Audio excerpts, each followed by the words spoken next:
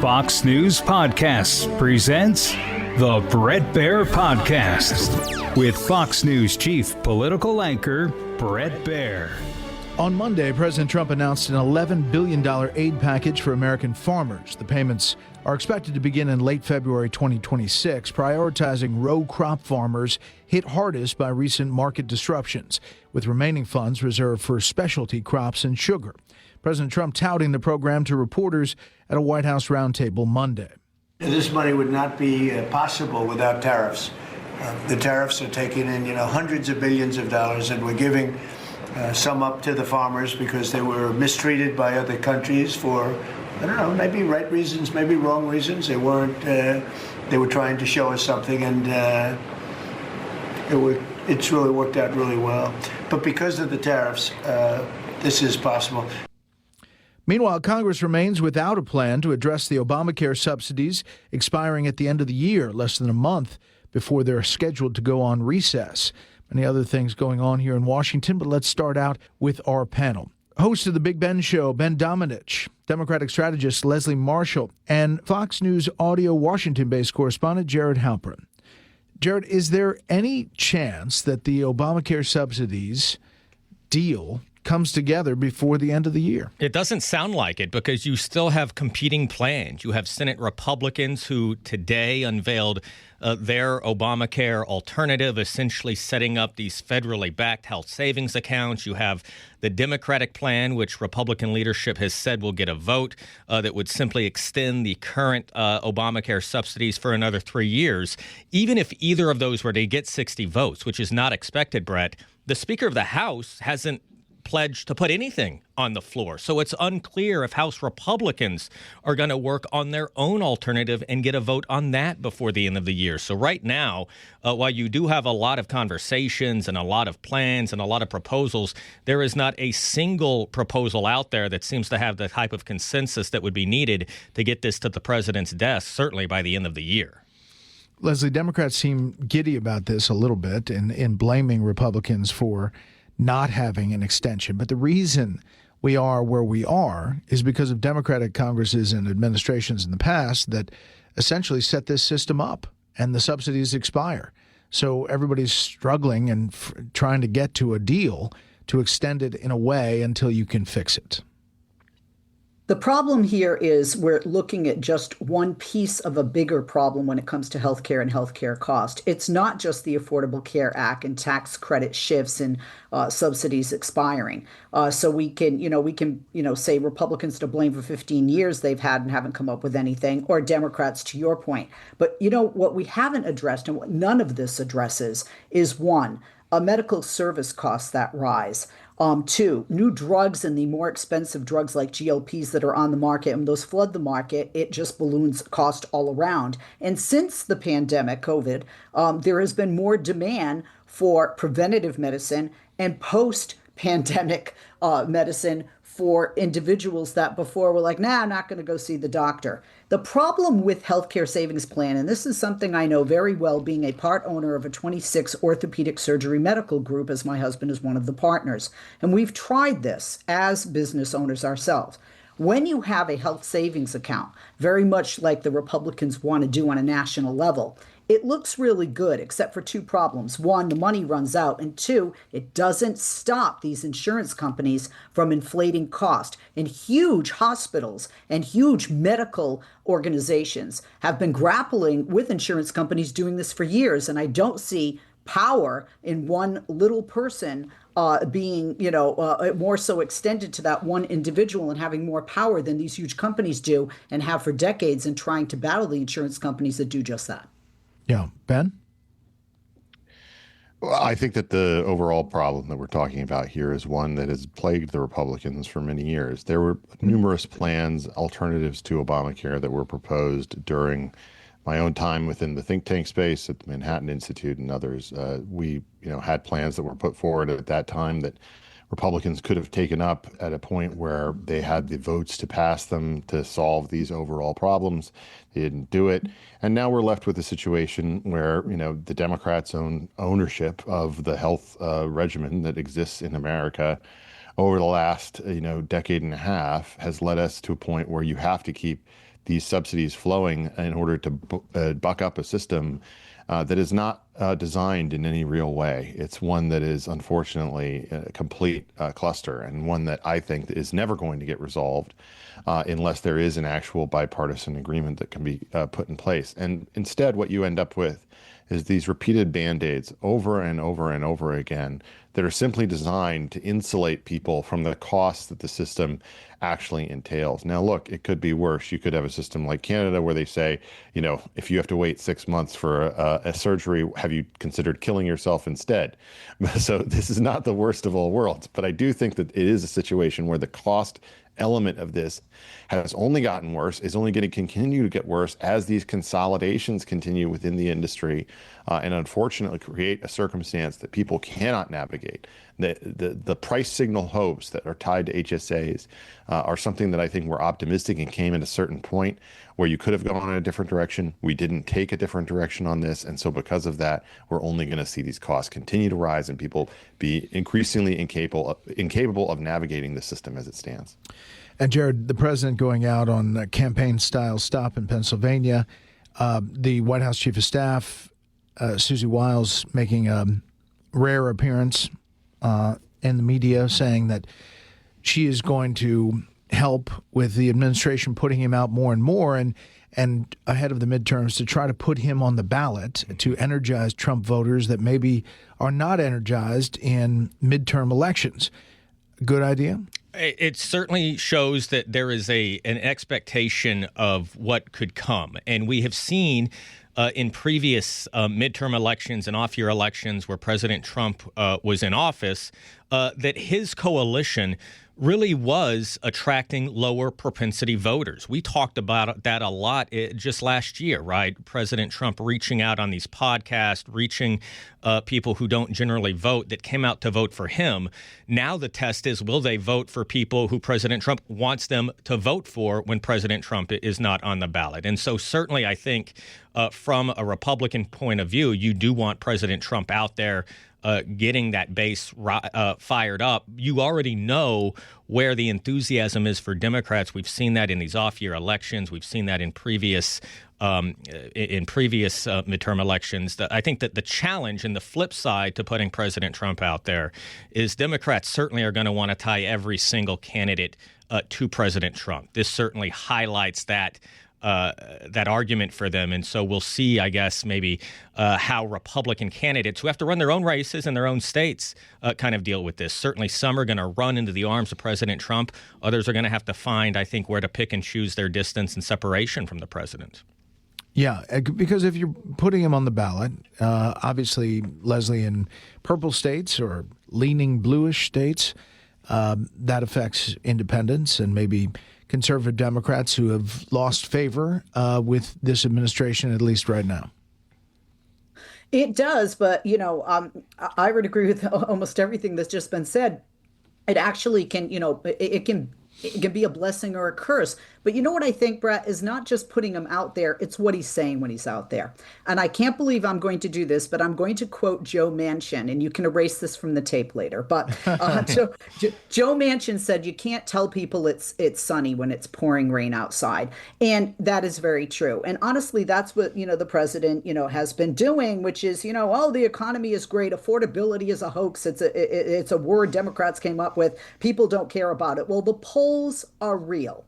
And the reason they're putting Trump out there is, Susie Wiles sees the polls. She can read the polls that my party is going to have a landslide in the midterms, at least in the House, if things don't change for Republicans in their messaging. And by the way, my party had this same problem, right? I mean, Joe Biden didn't really know how and struggled to have a positive spin on the economy because it was raining outside in the perception of the voters. And Donald Trump has that problem as well. But the message has to be about the economy because that's what people care about. The message has to be about affordability. And you can't just keep blaming Joe Biden, because even people who like Trump are like, okay, you've been in office a year. He's not there anymore. What are you going to do about it? They don't want to hear about and see decorating.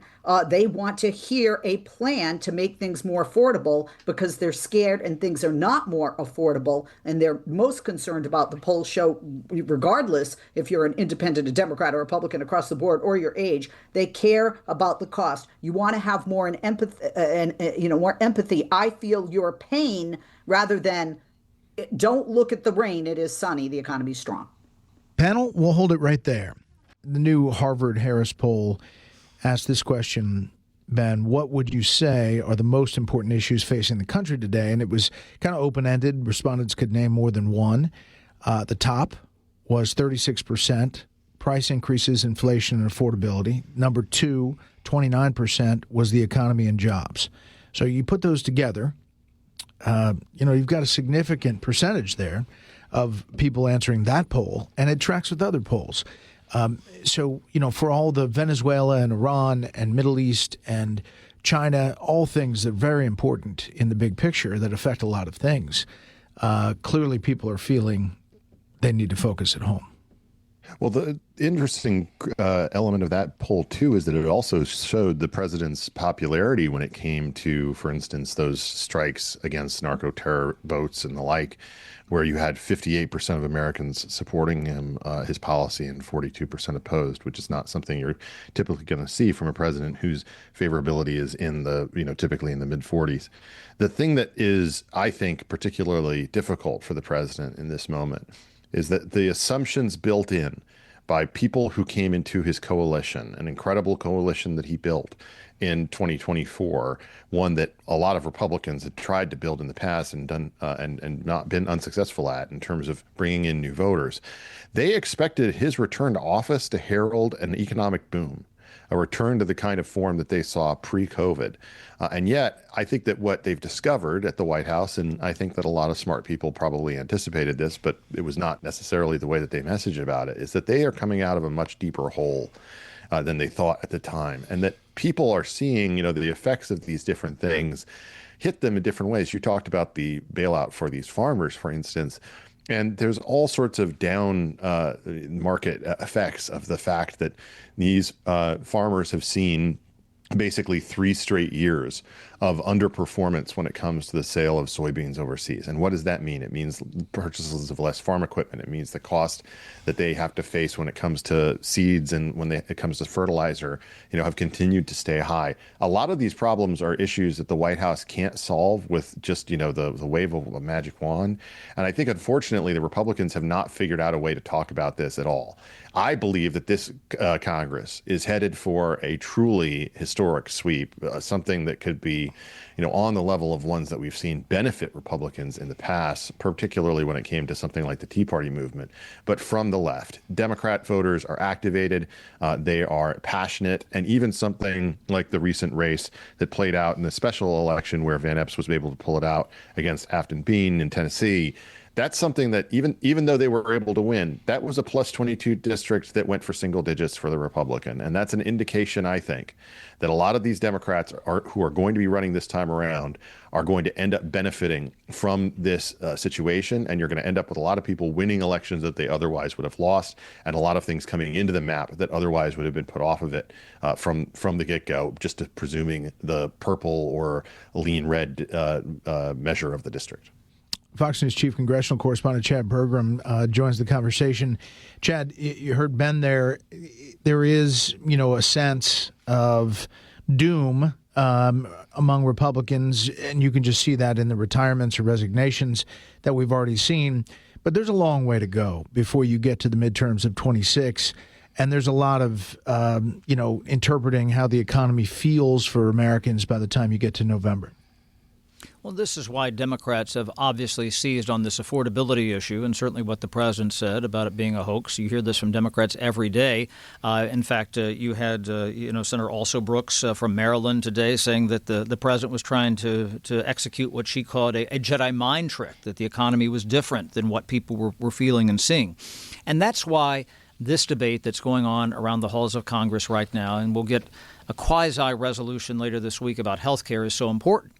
You have some Republicans who are starting to get fearful of their reelections because they don't like how the economy might be playing in their states or district. I talked today to John Husted, who is the appointed Republican senator from Ohio. He's not been elected, so he will stand for election, presuming he gets through the primary. And he says, this has nothing to do with me. It has everything to do with people in Ohio and across America who need to be able to afford access to health care. And this is why Republicans have been kind of scrambling a little bit and been very concerned about at least putting up maybe the veneer that they're addressing health care and trying to bring down costs. What we've learned this afternoon is that Senate Republicans are going to go with a plan by the Senate Finance Committee Chairman Mike Crapo of Idaho and the Senate Health Committee Chairman Bill Cassidy of Louisiana that would deal with health savings accounts. It would not renew the Obamacare subsidies, but this is probably doomed to fail. And the Democrats' plan, which would simply renew the Obamacare subsidies for 3 years with no reforms, that's probably doomed to fail.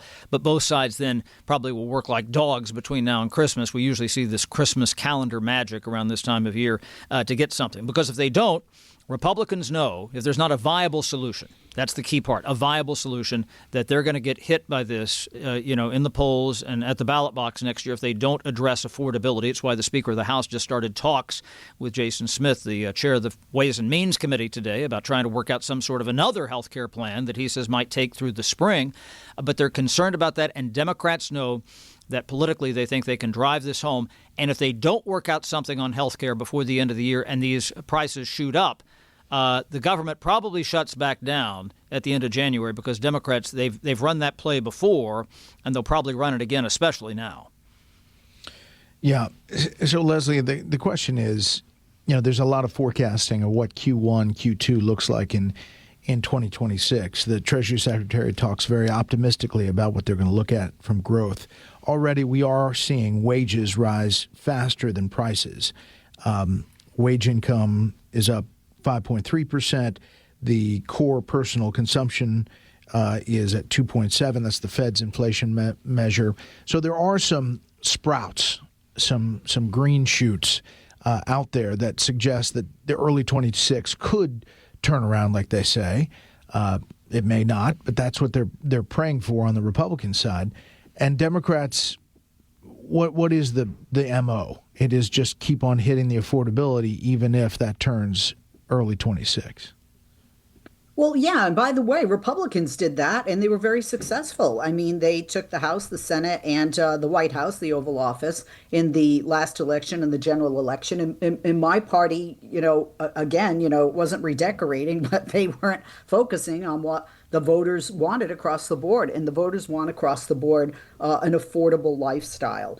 And it's not just Democrats that want an affordable lifestyle. So one of the things, Brett, is, and we know this, and we saw this during the last administration, everybody likes to demonize Joe Biden, but the reality is when you look at the numbers and when you have nonpartisan economic specialists that spoke, there was a very strong economy there at the end, but Americans didn't feel it.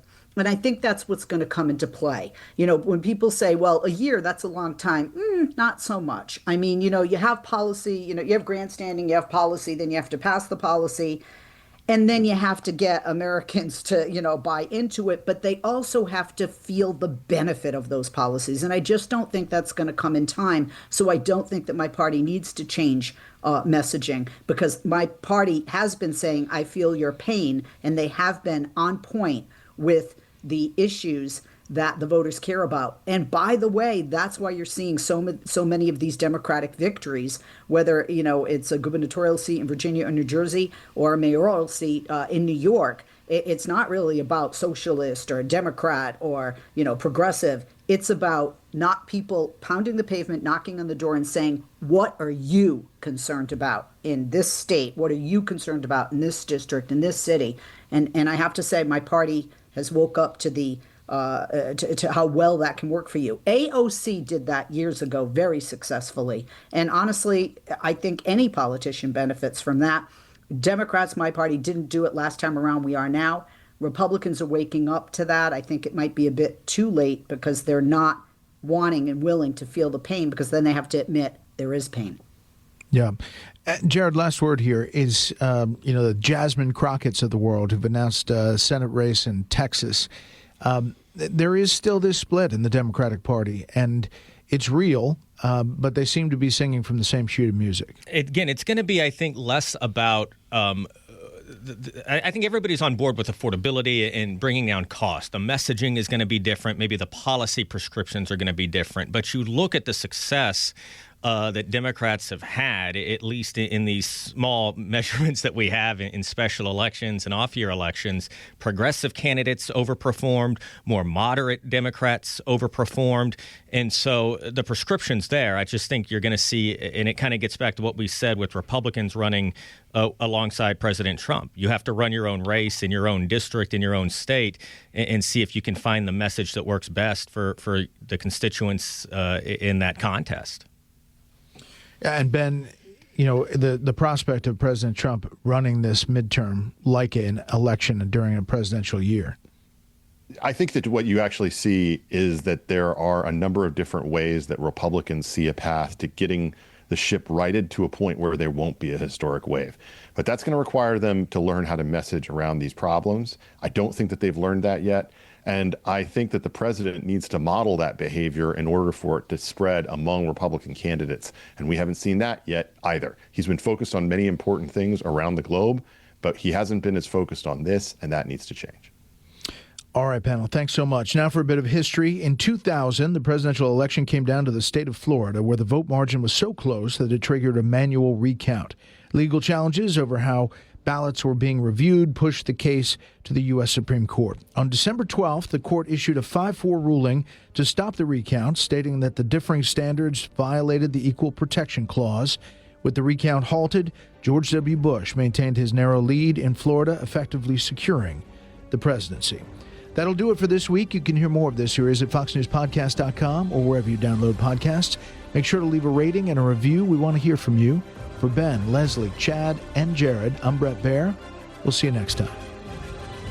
Listen ad-free with a Fox News Podcast Plus subscription on Apple Podcasts, and Amazon Prime members can listen to this show ad-free on the Amazon Music app.